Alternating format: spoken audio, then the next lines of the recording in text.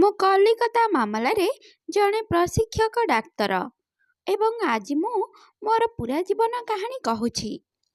ମୁଁ ମୋର ପିତାମାତାଙ୍କର ଏକମାତ୍ର ପ୍ରିୟ ଝିଅ ଥିଲି, ଯାହାର ସ୍ୱପ୍ନ ଥିଲା କି ଏକ ବଡ଼ ଡାକ୍ତର ହୋଇ ମୋର ପିତାମାତାଙ୍କୁ ଗର୍ବିତ କରିବା ଏବଂ ସେମାନଙ୍କର ସ୍ୱପ୍ନକୁ ପୂରଣ କରିବା। ଆଜି ତୁମେମାନେ ମୋତେ କଲିକତାର ଜଣେ ପ୍ରଶିକ୍ଷଣ ଡାକ୍ତର ଭାବରେ ଜାଣିଛ। କିଛି ଲୋକ ମୋତେ ମୟୂରୀ ବୋଲି କହୁଥିବା ବେଳେ ଅନ୍ୟମାନେ ମୋତେ ନିର୍ଭୟା କିମ୍ବା ଦାମିନୀ ବୋଲି କହୁଛନ୍ତି।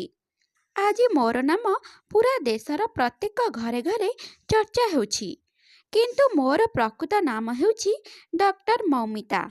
ତୁମେ ସମସ୍ତେ ମୋ ପ୍ରତି ଦେଖାଇଥିବା ପ୍ରେମ ଏବଂ ମୋ ପରିବାରକୁ ଦେଇଥିବା ସମର୍ଥନ ଦେଖି ମୁଁ ବହୁତ ଭଲ ଅନୁଭବ କରୁଛି ଏବଂ ସେଥିପାଇଁ ମୁଁ ତୁମ ପାଖରେ ପହଞ୍ଚିବାକୁ ଚେଷ୍ଟା କରୁଛି। ମୁଁ ପଶ୍ଚିମବଙ୍ଗରେ ବାସ କରୁଥିବା ଏକ ଝିଅ। ମୁଁ 1993ରେ ଜନ୍ମଗ୍ରହଣ କରିଥିଲି। ଘରର ଏକମାତ୍ର ସନ୍ତାନ ହେଇଥିବାରୁ ମୁଁ ମୋର ପିତାମାତାଙ୍କର ବହୁତ ଭଲ ଗେହ୍ଲା ଥିଲି। ପିଲାଦିନରୁ ମୁଁ ଦେଖୁଥିଲି ମୋର ପିତାମାତା କଠିନ ପରିଶ୍ରମ କରୁଛନ୍ତି। ମୋର ମନେ ଅଛି, ଥରେ ମୁଁ ମୋର ପିତାମାତାଙ୍କୁ ଡାକ୍ତର ହେବାକୁ ଇଚ୍ଛା ପ୍ରକାଶ କରିଥିଲି। ଆମେ ମଧ୍ୟବିତ୍ତ ପରିବାରର ହୋଇଥିଲେ ମଧ୍ୟ ମୋର ଏହି ଇଚ୍ଛା ଶୁଣି ମୋ ବାପା ବହୁତ ଖୁସି ହେଇଥିଲେ। ସେ ମୋତେ କହିଥିଲେ, ତୁ ବହୁତ ଅଧ୍ୟୟନ କରି ଜଣେ ମହାନ ଡକ୍ଟର ହେ, ମୁଁ ତୋ ସାଙ୍ଗରେ ଅଛି। ଏହା କହି ସେ ସ୍ନେହରେ ମୋ ମୁଣ୍ଡରେ ହାତ ବୁଲେଇଲେ। ସେବେଠାରୁ ମୋର ପିତାମାତା ସେମାନଙ୍କ କଷ୍ଟ ଉପାର୍ଜିତ ଟଙ୍କାରୁ କିଛି କିଛି ମୋ ଶିକ୍ଷା ପାଇଁ ସଞ୍ଚୟ କରିବା ଆରମ୍ଭ କରିଥିଲେ। ଲୋକମାନେ ପ୍ରାୟତଃ ମୋ ବାପାଙ୍କୁ କହୁଥିଲେ ଯେ ସେ ଗରିବ ଥିବାରୁ ତାଙ୍କ ଝିଅକୁ ଡକ୍ଟର କରିପାରିବେନି। ଏହି ଜିନିଷଗୁଡ଼ିକ ମୋତେ ବହୁତ ଆଘାତ କରୁଥିଲା, କିନ୍ତୁ ମୁଁ କଠିନ ଅଧ୍ୟୟନ ଜାରି ରଖିଲି ଏବଂ ସମସ୍ତଙ୍କୁ ଭୁଲ ପ୍ରମାଣିତ କଲି। ଶେଷରେ ମୋର କଠିନ ପରିଶ୍ରମ ଦ୍ୱାରା ମୁଁ ଏକ ସରକାରୀ କଲେଜରେ ଆଡମିସନ୍ ପାଇଲି। ମୁଁ ଦିନ ରାତି ନିଟ୍ ପରୀକ୍ଷା ପାଇଁ ପ୍ରସ୍ତୁତ ହେଉଥିଲି, କାରଣ ମୋତେ ଏକ ସରକାରୀ କଲେଜରେ MBBS ଆଡମିସନ୍ କରିବାକୁ ଥିଲା, ଯାହାଦ୍ୱାରା ମୋର ଶିକ୍ଷା ଖର୍ଚ୍ଚ ହ୍ରାସ ହୋଇପାରିବ। ମୁଁ ଜଣେ ବଡ଼ ଡକ୍ଟର ହୋଇ ମୋର ପିତାମାତାଙ୍କୁ ଧନୀ ବ୍ୟକ୍ତିଙ୍କ ଘରେ ଥିବା ସମସ୍ତ ସୁବିଧା ଦେବାକୁ ଚାହୁଁଥିଲି। ମୁଁ ତାଙ୍କ ସେବା କରିବାକୁ ଏବଂ ତାଙ୍କୁ ଗର୍ବିତ କରିବାକୁ ଚାହୁଁଥିଲି ଏବଂ ମୋର ସେହି ଇଚ୍ଛା ପୂରଣ ହେଲା। ନିଟ୍ ପରୀକ୍ଷାରେ ମୁଁ ବହୁତ ଭଲ ମାର୍କ ପାଇଲି ଏବଂ ସେହି ଆଧାରରେ ମୁଁ କଲିକତାରେ ଏକ ମେଡିକାଲ କଲେଜରେ MBBSରେ ଆଡମିସନ୍ ପାଇଲି। ମୋର ସମସ୍ତ କଠିନ ପରିଶ୍ରମ ଫଳପ୍ରାପ୍ତ ହେଲା ଏବଂ ମୋର ପିତାମାତା ବହୁତ ଖୁସି ହେଲେ। ଧୀରେ ଧୀରେ ମୁଁ ଅଧ୍ୟୟନ ସମାପ୍ତ କଲି, କିନ୍ତୁ ମୁଁ ଜଣେ ଡାକ୍ତର ହେବାକୁ ଚାହୁଁଥିଲି। ଲୋକଙ୍କୁ ଭଲ ସେବା କରିବାର ଥିଲା, ତେଣୁ ମୁଁ PhD କରିବାକୁ ସ୍ଥିର କଲି ଏବଂ ସେହି କଲେଜରେ PhD ପାଇଁ ଅଧ୍ୟୟନ ଆରମ୍ଭ କଲି। ମୁଁ ଗଭୀର ଭାବରେ ଅଧ୍ୟୟନ କଲି ଏବଂ ଛାତି ଚିକିତ୍ସା କ୍ଷେତ୍ରରେ ମୋର ପ୍ରଥମ ବର୍ଷ ସମାପ୍ତ କଲି। ମୋର ପିତାମାତା ଏବଂ ମୁଁ ବହୁତ ଖୁସି ଥିଲୁ, କାରଣ ବର୍ତ୍ତମାନ ମୋର PhD ସମାପ୍ତ ହେବା ପରେ ମୁଁ ଜଣେ ପ୍ରତିଷ୍ଠିତ ଡକ୍ଟର ହେବାକୁ ଯାଉଥିଲି। ମୁଁ ଲୋକଙ୍କ ସେବା କରିବାକୁ ଯାଉଥିଲି ଏବଂ ମୋ ବାପା ମୋ ଶିକ୍ଷା ପାଇଁ ନେଇଥିବା ଋଣ ମଧ୍ୟ ପରିଶୋଧ କରିବାକୁ ଯାଉଥିଲି। ମୁଁ ମୋର ପିତାମାତାଙ୍କୁ ଏକ ସୁଖଦ ଜୀବନ ଦେବାକୁ ଚାହୁଁଥିଲି। ଆମେ କେତେ କଠିନ ପରିସ୍ଥିତିରେ ଜୀବନ ନିର୍ବାହ କରିଥିଲୁ, ତାହା ମୁଁ କେବେ ବି ଭୁଲି ପାରିବି ନାହିଁ। ମୋର ମନେ ଅଛି ଯେ ମୋର ପିତାମାତା ନିଜେ ଭୋକିଲା ରହୁଥିଲେ, କିନ୍ତୁ ମୋ ପାଇଁ କିଛି ପ୍ରସ୍ତୁତ କରି ରଖୁଥିଲେ, ଯାହାଦ୍ୱାରା ମୁଁ ଭୋକରେ ଶୋଇବି ନାହିଁ। ମୁଁ ମଧ୍ୟ ସେମାନଙ୍କୁ ଦେଖି ଟଙ୍କା କିପରି ସଞ୍ଚୟ କରିବି ଶିଖିଲି। ଅନେକ ଜିନିଷ ମୋତେ ଭଲ ଲାଗେ, କିନ୍ତୁ ମୁଁ ସେଗୁଡ଼ିକ ପାଇଁ କେବେ ବି ତାଙ୍କୁ ଅଭିପ୍ରାୟ କରିନାହିଁ। ସେଥିପାଇଁ ମୋର ପିତାମାତା ସର୍ବଦା କହୁଥିଲେ ଯେ ମୁଁ ବହୁ ବୁଦ୍ଧିମାନ ହୋଇଗଲିଣି ଏବଂ ସେମାନେ ମୋତେ ତାଙ୍କ ପୁଅ ପରି ମାନୁଥିଲେ। ବର୍ତ୍ତମାନ ଅଧ୍ୟୟନ ସହିତ ମୁଁ ହସ୍ପିଟାଲରେ ଟ୍ରେନିଂ ଡାକ୍ତର ଭାବରେ ମଧ୍ୟ କାମ କରିବା ଆରମ୍ଭ କଲି। 2024 ବର୍ଷ ଆରମ୍ଭ ହୋଇଥିଲା। ମୁଁ ଗଣପତି ଏବଂ ଦୁର୍ଗା ପୂଜାକୁ ବହୁତ ଭଲ ପାଉଥିଲି। ବର୍ତ୍ତମାନ ମୁଁ ମଧ୍ୟ ଜଣେ ଡାକ୍ତର ହୋଇସାରିଥିଲି, ତେଣୁ ମୁଁ ମୋର ପିତାମାତାଙ୍କୁ କହିଲି, ଏହି ବର୍ଷ ଆମେ ଗଣପତି ଏବଂ ଦୁର୍ଗା ପୂଜାକୁ ବହୁତ ବଡ଼ ଆଡମ୍ବରରେ ପାଳନ କରିବା। ବର୍ତ୍ତମାନ ଆମ ପାଖରେ ଟଙ୍କା ମଧ୍ୟ ଅଛି। ଆପଣଙ୍କ ଝିଅ ଜଣେ ପ୍ରତିଷ୍ଠିତ ଡକ୍ଟର ହେବାକୁ ଯାଉଛି। ମୋର ଏହି କଥା ଶୁଣି ମୋର ପିତାମାତା ବହୁତ ଖୁସି ହେଲେ। ସେ କହିଲେ ଯେ ଚଳିତ ବର୍ଷ ଆମେ ନିଶ୍ଚିନ୍ତ ଦୁର୍ଗା ପୂଜା ଭଲ ଭାବରେ ପାଳନ କରିବା। ଏବେ ମୋର ପିତାମାତା ମୋର ବିବାହ ବିଷୟରେ ମଧ୍ୟ ଚିନ୍ତା କରିବା ଆରମ୍ଭ କରିଦେଇଥିଲେ। ତାପରେ ମୁଁ ମୋ ବାପାଙ୍କୁ ସ୍ପଷ୍ଟ ଭାବରେ କହିଲି, ମୋ ବିବାହ ବିଷୟରେ ଚିନ୍ତା କରନି। ମୋ ବିବାହ ପାଇଁ ତୁମେ ଏତେ ଟଙ୍କା କୋଉଠୁ ପାଇବ? ମୋ ବିବାହ ପାଇଁ ତୁମେ ଏତେ ଟଙ୍କା କୋଉଠୁ ପାଇବ ବାପା? ତେଣୁ ଏହାକୁ ମୋ ଉପରେ ଛାଡ଼ିଦିଅ। ବର୍ତ୍ତମାନ ମୁଁ ଜଣେ ବଡ଼ ଡାକ୍ତର ହେବାକୁ ଯାଉଛି। ଚିନ୍ତା କର ନାହିଁ, ଆମର ଭଲ ଦିନ ଆସୁଛି ଏବଂ ତାପରେ ଯେବେ ମୋତେ ଜଣେ ସଠିକ୍ ଜୀବନସାଥୀ ମିଳିବ, ମୁଁ ବିବାହ କରିବି। ଯେତେବେଳେ ମୁଁ ଏହା କହିବି, ମୋର ପିତାମାତାଙ୍କର ଆଖିରେ ସବୁବେଳେ ଲୁହ ଆସିଥାଏ।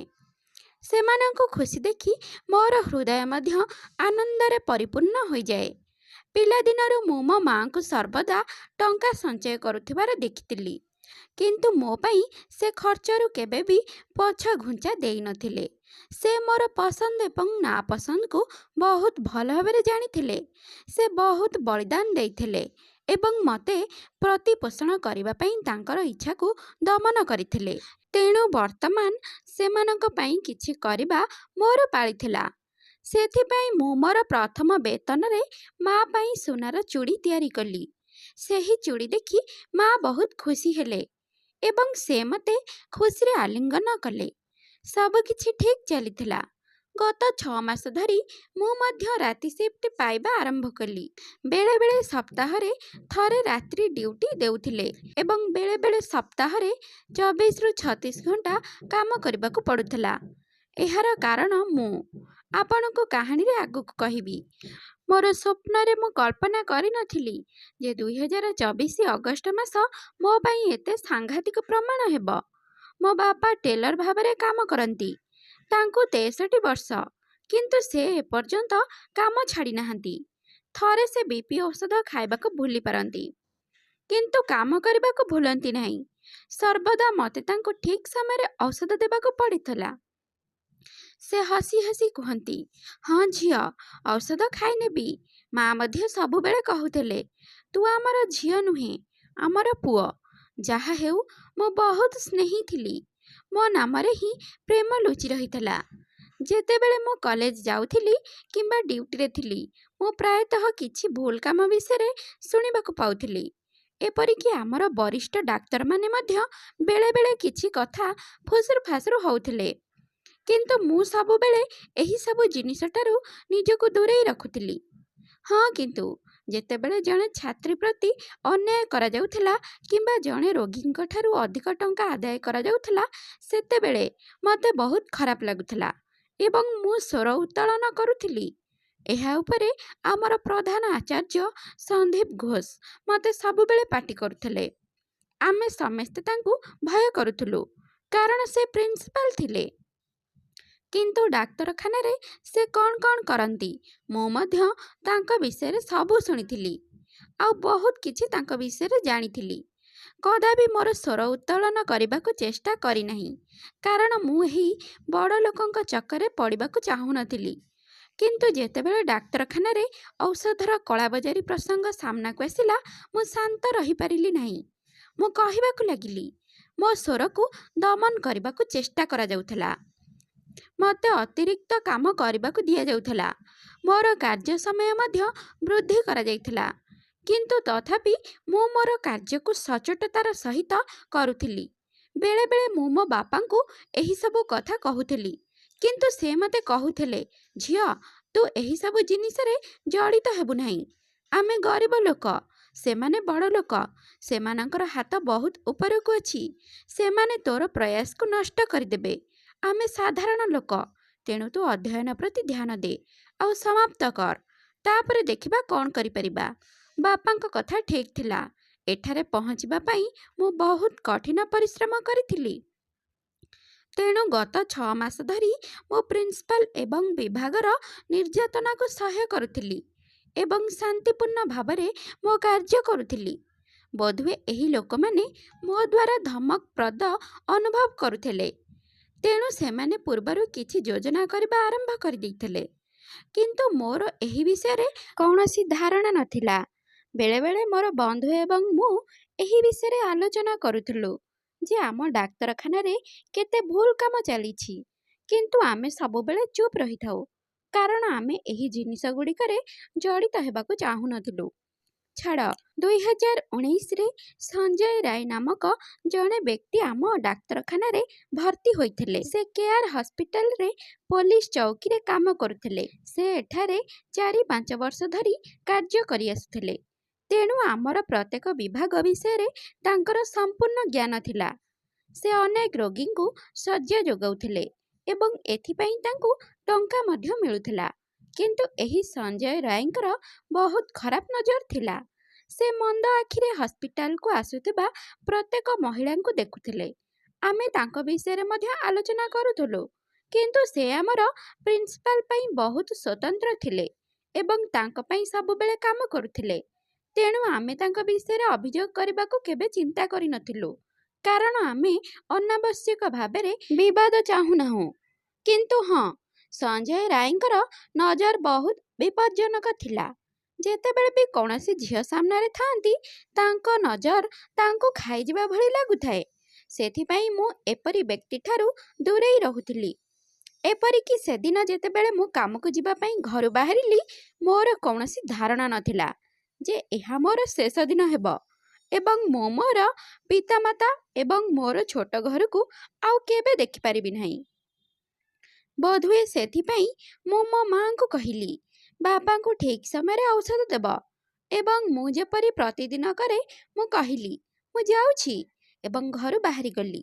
ଅଗଷ୍ଟ 8ରେ ମୁଁ ପୁରା ଦିନ କାମ କରୁଥିଲି ଏବଂ ମୋର ରୋଗୀମାନଙ୍କର ଯତ୍ନ ନେଉଥିଲି। ଆମର ସେମିନାର ହଲ୍ ନିକଟରେ ଥିବା ଏକ କୋଠରୀରେ ନିର୍ମାଣ କାର୍ଯ୍ୟ ଚାଲିଥିଲା। ତେଣୁ ଉପର ମହଲାରେ ଅଧିକ ଯାତାୟାତ ନଥିଲା। ଆମେ ସମସ୍ତେ ୱାର୍ଡରେ ଏକାଠି ରହୁଥିଲୁ। 4-5 ଜଣ ତାଲିମପ୍ରାପ୍ତ ଡାକ୍ତର ମୋ ସହିତ ଥିଲେ।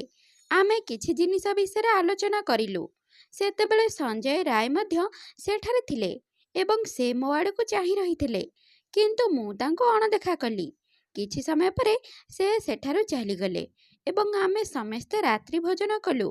ତାପରେ ସମସ୍ତେ ନିଜ ନିଜ କାମ କରିବା ଆରମ୍ଭ କଲେ।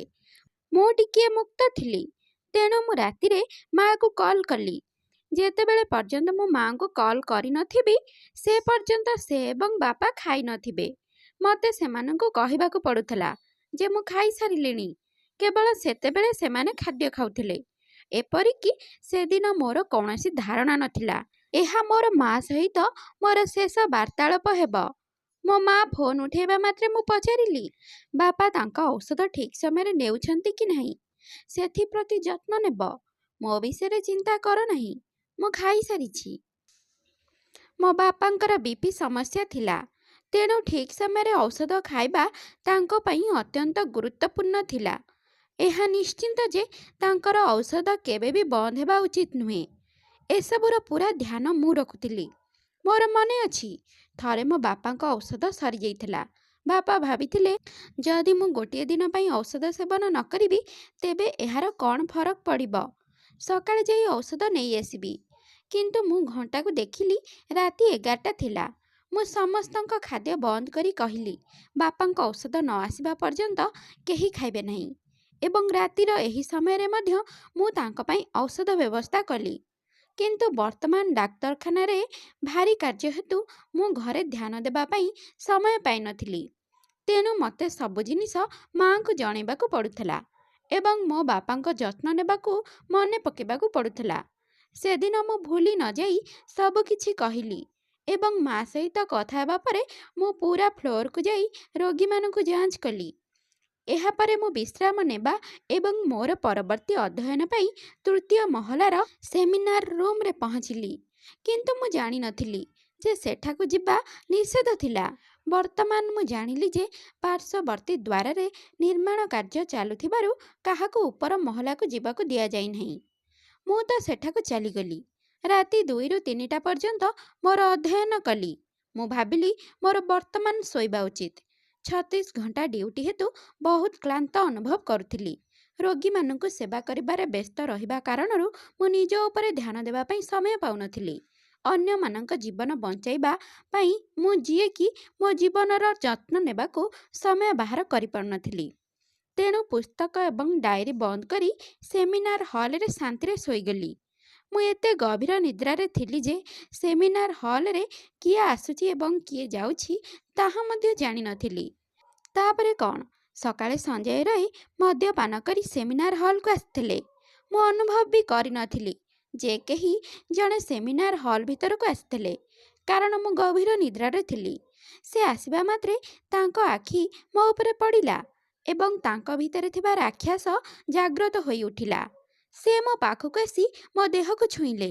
ଗଭୀର ନିଦ୍ରାରେ ଥିବା କାରଣରୁ ମୁଁ ଅଧିକ ବୁଝିପାରିଲି ନାହିଁ, କିନ୍ତୁ ଯେତେବେଳେ ମୋ ଦେହରେ ହାତ ଗଡ଼େଇବାକୁ ଲାଗିଲା ମୁଁ ଉଠିଗଲି। ସଞ୍ଜୟ ରାୟଙ୍କ ପରି ଜଣେ ମନ୍ଦ ବ୍ୟକ୍ତିଙ୍କୁ ମୋ ସାମ୍ନାରେ ଦେଖିବା ପରେ ମୁଁ ବହୁତ ଡରି ଯାଇଥିଲି। ନିଦରେ ଥିବା ହେତୁ ନିଜକୁ ସନ୍ତୁଳିତ କରିବାକୁ ସମୟ ମୋତେ ଲାଗିଲା। ମୁଁ ନିଜକୁ ବଞ୍ଚାଇବାକୁ ବହୁତ ଚେଷ୍ଟା କଲି, କିନ୍ତୁ ସେ ପ୍ରଚୁର ମଦ୍ୟପାନ କରି ଆସିଥିଲେ। ମୁଁ ତାଙ୍କ ପାଟିର ଗନ୍ଧରୁ ମୁଁ ସ୍ପଷ୍ଟ ଭାବରେ ଜାଣିପାରୁଥିଲି ସେ ମୋର କୌଣସି କଥା ଶୁଣିବାର ଅବସ୍ଥାରେ ନଥିଲେ। ମୁଁ ତାଙ୍କୁ ଛାଡ଼ିଦେବାକୁ ନିବେଦନ କରୁଥିଲି, ଚିତ୍କାର କରିବାକୁ ଲାଗିଲି, କିନ୍ତୁ ସେ ମୋ ପ୍ରତି କୌଣସି ଦୟା କରୁନଥିଲେ। ଶେଷରେ ମୁଁ ଜୋରରେ ଚିତ୍କାର କରିବାକୁ ଲାଗିଲି। ତାପରେ ସେ ଟିକେ ଡରିଗଲେ ଏବଂ ଶୀଘ୍ର ମୋ ପାଟିରେ ହାତ ରଖିଦେଲେ, ଯାହାଫଳରେ ମୁଁ କୌଣସି ଶବ୍ଦ କରିପାରିବି ନାହିଁ। ମୁଁ ତାଙ୍କ ସହ ସଂଘର୍ଷ କରୁଥିଲି। ମୋ ମନରେ ପ୍ରାର୍ଥନା କରୁଥିଲି ଯେ ମୋର ସ୍ୱର କେହି ଶୁଣନ୍ତୁ, କିନ୍ତୁ ସେହି ରାତ୍ରିରେ କେହି ମୋର ସ୍ୱର ଶୁଣିଲେନି, କାରଣ ସେହି ରାତ୍ରିରେ କାହାକୁ ଉପର ମହଲାକୁ ଆସିବାକୁ ଦିଆଯାଇନଥିଲା। ଏହାର ଅର୍ଥ ହେଉଛି ମୋ ବିରୁଦ୍ଧରେ ପୂରା ଷଡ଼ଯନ୍ତ୍ର ପୂର୍ବରୁ ରଚାଯାଇଥିଲା। ମୁଁ ସେହି ପଶୁକୁ ମୋଠାରୁ ଦୂରେଇବାକୁ ଚେଷ୍ଟା କରୁଥିଲି, କିନ୍ତୁ ସେ କେଉଁଠାରୁ ଏତେ ଶକ୍ତି ପାଇଲେ ମୁଁ ଜାଣେ ନାହିଁ। ମୁଁ ଯେତେ ଚେଷ୍ଟା କଲେ ମଧ୍ୟ ସେ ମୋଠାରୁ ଦୂରେଇ ଯାଉନଥିଲେ। ମୁଁ ତାଙ୍କଠାରୁ ନିଜକୁ ରକ୍ଷା କରିପାରିଲି ନାହିଁ।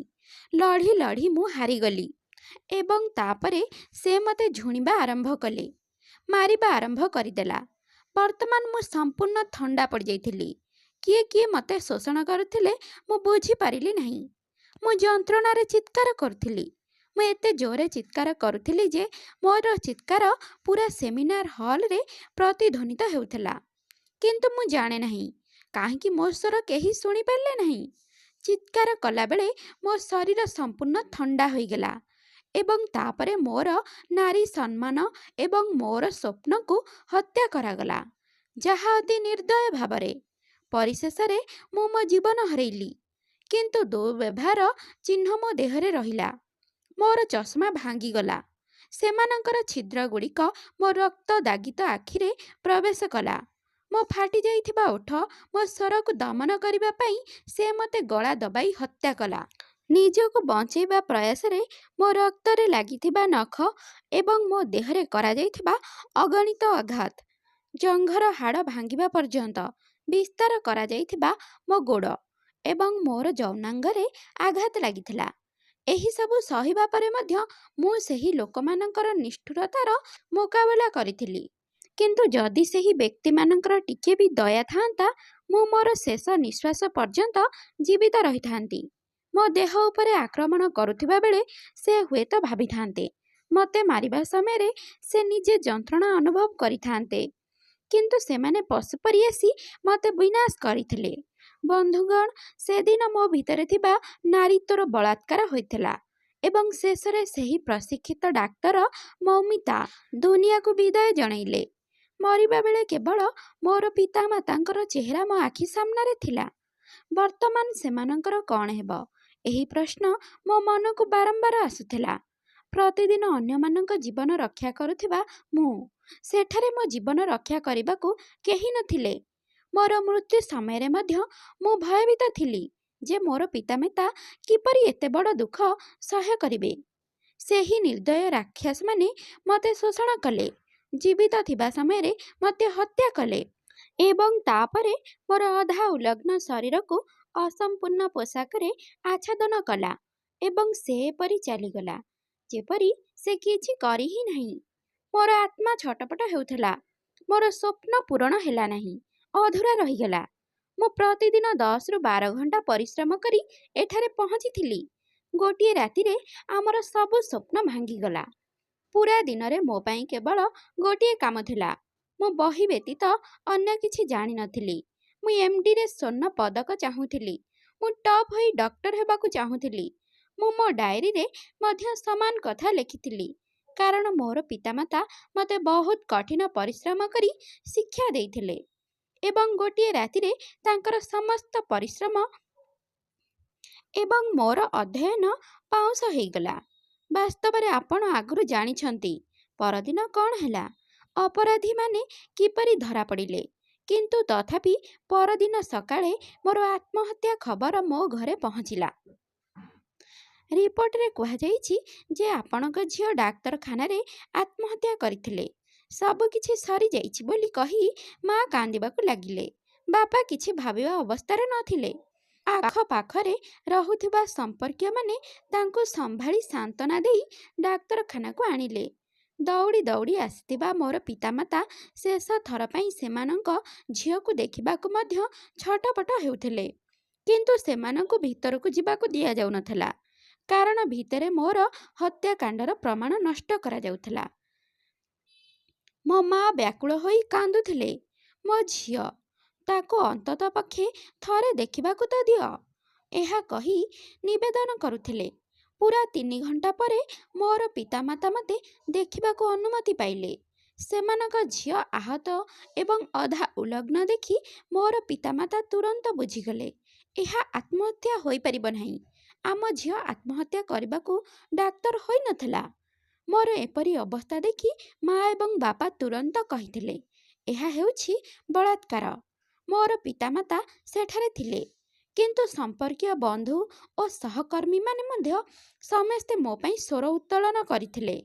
ମୋତେ ବଳାତ୍କାର କରାଯାଇ ଓ ହତ୍ୟା କରାଯାଇଛି ବୋଲି କହୁଥିଲେ। ସେଥିପାଇଁ ସମସ୍ତେ ରାଗରେ ଥିଲେ। ଏତେ ଗଣ୍ଡଗୋଳ ଦେଖି ପୋଲିସ ଶେଷରେ ବହୁତ ବିଳମ୍ବରେ ପହଞ୍ଚିଲା ଏବଂ ତାପରେ ପଚରାଉଚରା ଆରମ୍ଭ ହୁଏ। ସେତେବେଳକୁ ବହୁ ସଂଖ୍ୟାରେ ଲୋକ ଏକତ୍ରିତ ହୋଇଥିଲେ।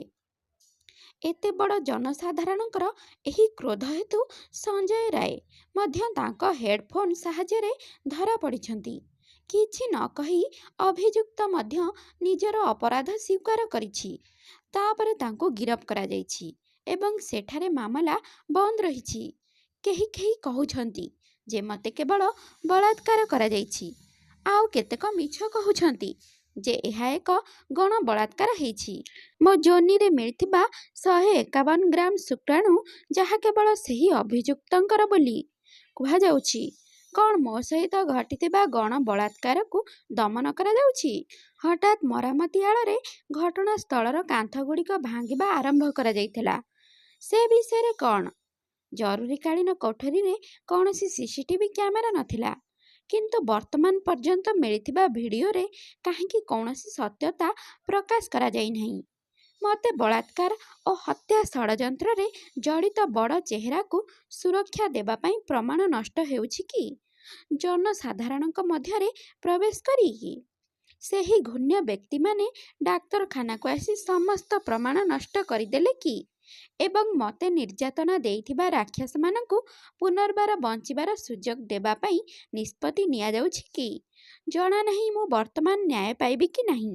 ମୋ ସହିତ ଯାହା ଘଟିଲା ତାହା କ'ଣ ରାକ୍ଷସମାନଙ୍କୁ ପୁନର୍ବାର ବଞ୍ଚିବାର ସୁଯୋଗ ଦେବା ପାଇଁ ନିଷ୍ପତ୍ତି ନିଆଯାଉଛି କି?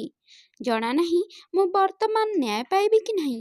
ମୋ ସହିତ ଯାହା ଘଟିଲା ତାହା କ'ଣ ପାଇଁ ଘଟିଲା, କ'ଣ କେବେ ଜଣାପଡ଼ିବ? କ'ଣ ସଞ୍ଜୟ ରାୟକୁ କେବେ ଫାଶୀ ଦିଆଯିବ କି? କିନ୍ତୁ ଯଦି ତାପରି ରାକ୍ଷସକୁ ଏପରି ଛାଡ଼ି ଦିଅନ୍ତି, ତେବେ ଶୀଘ୍ର ତୁମ ସାମ୍ନାରେ ଆଉ ଏକ ନିର୍ଭୟା ଦେଖିବାକୁ ମିଳିବ। ଭୁଲନ୍ତୁ ନାହିଁ ଯେ ସେ କାହାର ଭଉଣୀ ହୋଇପାରେ, ଝିଅ ହୋଇପାରେ, ବୋହୂ ହୋଇପାରେ, ପତ୍ନୀ ହୋଇପାରେ, କିନ୍ତୁ ସେ ସର୍ବଦା ଜଣେ ମହିଳା ହୋଇଥାନ୍ତି। 2012ରେ ମୋ ପରି ଅନ୍ୟ ଜଣେ ଝିଅ ପ୍ରତି ଅନ୍ୟାୟ କରାଯାଇଥିଲା। ତାଙ୍କ ଅଭିଯୁକ୍ତଙ୍କୁ 7 ବର୍ଷ ପରେ ମୃତ୍ୟୁଦଣ୍ଡ ଦିଆଯାଇଥିଲା। ସେ ବହୁତ ବିଳମ୍ବରେ ନ୍ୟାୟ ପାଇଥିଲେ। ଯଦି ତୁମେ ଆମ ପରି ଆଉ ଏକ ନିର୍ଭୟା ଚାହୁଁନାହ, ତେବେ ମୋତେ ନ୍ୟାୟ ଦେବା ସାହାଯ୍ୟ କର। ତେବେ ମୋତେ ନ୍ୟାୟ ଦିଅ। ମୋର ପିତାମାତା ପୁନର୍ବାର ତାଙ୍କ ଝିଅକୁ ଭେଟିବାର ସୁଯୋଗ ପାଇବେ କି? ମୁଁ ଜଣେ ଡାକ୍ତର ହେଇ ସମସ୍ତଙ୍କୁ ସେବା କରିବାକୁ, ସମସ୍ତଙ୍କୁ ନିଷ୍ଠାରେ ବଞ୍ଚାଇବାକୁ ନିଷ୍ପତ୍ତି ନେଇଥିଲି।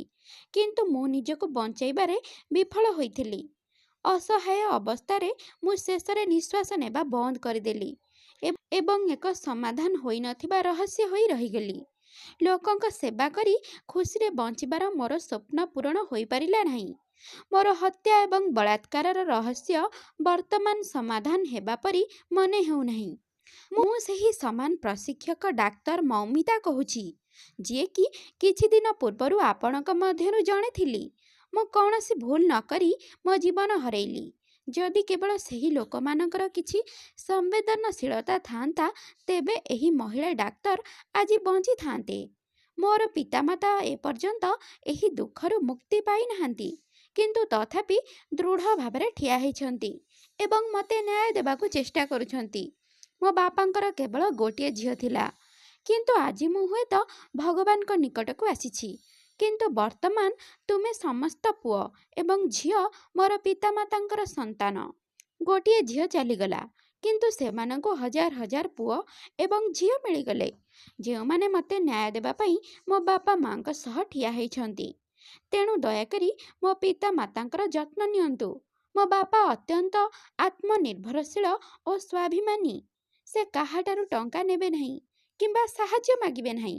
ମୁଁ ଏହା ଭଲ ଭାବରେ ଜାଣେ, କାରଣ ସେମାନେ କଠିନ ପରିଶ୍ରମ ମାଧ୍ୟମରେ ସବୁକିଛି ପସନ୍ଦ କରନ୍ତି। ଆଜି ସେମାନଙ୍କର ଝିଅ ସେମାନଙ୍କ ସହିତ ନାହାନ୍ତି, ତେଣୁ ତୁମେ ମୋର ପିତାମାତାଙ୍କର ସନ୍ତାନ ହୁଅ। ଯେତେବେଳେ ଆବଶ୍ୟକ ହୁଏ ସେମାନଙ୍କୁ ସମର୍ଥନ କର। ମୋର ପିତାମାତାଙ୍କୁ ସାହାଯ୍ୟ କର, ମୋତେ ନ୍ୟାୟ ଦିଅ ଏବଂ ମୋର ପିତାମାତାଙ୍କୁ ମଧ୍ୟ ଖୁସିରେ ବଞ୍ଚିବାର ସୁଯୋଗ ଦିଅ।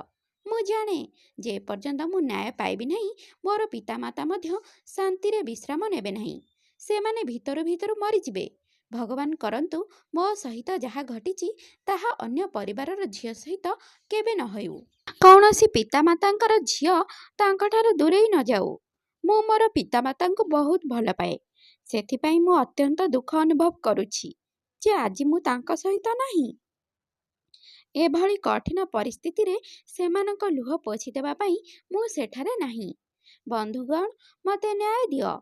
ଅଭିଯୁକ୍ତକୁ ଦଣ୍ଡ ଦିଅ। ସ୍ୱର ଉତ୍ତୋଳନ କର। ମୋର ପିତାମାତାଙ୍କୁ ସମର୍ଥନ କର। ସେମାନଙ୍କୁ ସାହାଯ୍ୟ କର। ଏହି ସତ୍ୟ କାହାଣୀ କଲିକତାର ଜଣେ ମହିଳା ଡାକ୍ତରଙ୍କର ଅଟେ। ତଥାପି ମୁଁ ଏହାକୁ ନିଜ ଶବ୍ଦରେ ଲେଖିବାକୁ ଚେଷ୍ଟା କରିଛି। ଯଦି କିଛି ଭୁଲ ଅଛି ତେବେ ମୁଁ କ୍ଷମା ମାଗୁଛି। ତ ଶ୍ରୋତାବନ୍ଧୁମାନେ, ଆଶା କରୁଛି ଆଜିର ଏହି କାହାଣୀଟି ଆପଣମାନଙ୍କୁ ନିଶ୍ଚିନ୍ତ ପସନ୍ଦ ଆସିଥିବ। ଆଉ ପସନ୍ଦ ଆସିଥିଲେ ଭିଡ଼ିଓଟିକୁ ଲାଇକ୍, ସେୟାର ଆଉ ଚ୍ୟାନେଲକୁ ସବସ୍କ୍ରାଇବ୍ କରିବାକୁ ବିଲକୁଲ ବି ଭୁଲନ୍ତୁ ନାହିଁ। ତେବେ ଆଜି ପାଇଁ ରହୁଛି, ବାଏ। ପୁଣି ଦେଖାହବ ଆଉ ଏକ ସୁନ୍ଦର କାହାଣୀ ସହିତ ଆଉ ଏକ ନୂଆ ଭିଡ଼ିଓରେ। ଧନ୍ୟବାଦ।